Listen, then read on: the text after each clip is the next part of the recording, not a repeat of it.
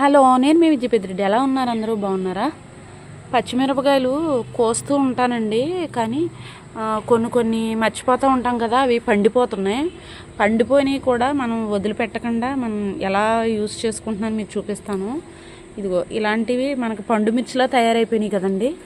చూడండి, ఇదిగో ఇలా మనకు పండు మిర్చిలా తయారైంది. ఇదిగో చూడండి ఎంత బాగున్నాయో. మనకి గుంటూరు మిర్చి ఎలా ఉంటుంది, గుంటూరు మిరపకాయ ఎలా ఉంది. ఇగో ఇవన్నీ అలా కోసుకున్నాయనండి. వీటితో మనం టమాటా వేసుకుని పచ్చడి చేసుకుంటే దాని టేస్ట్ ఉంటుందండి, చాలా సూపర్గా ఉంటుంది టేస్ట్. మనం కర్రీస్లో అది మామూలుగా ఇలా యూజ్ చేసుకుంటామండి పచ్చిమిరపకాయలు. చూడండి, ఒక చెట్టుకి ఎన్ని కాయలు గుత్తులుగా వస్తున్నాయండి.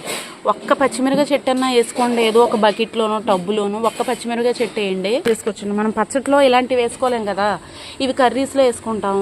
కొన్ని పచ్చిమిరపకాయలు అలా మొక్కలకే వదిలేస్తే కనుక ఇలాగా తయారవుతాయి. వీటిని పచ్చడి చేసుకుంటే టమాటా వేసుకుని వేరుశనగ గుళ్ళు వేసుకుని పచ్చడి చేస్తే చాలా సూపర్గా ఉంటుందండి. ఇప్పుడైతే పచ్చడి చేసుకుందామని చెప్పి నేను కొన్ని పండు మిర్చి అయితే కోసుకున్నానండి.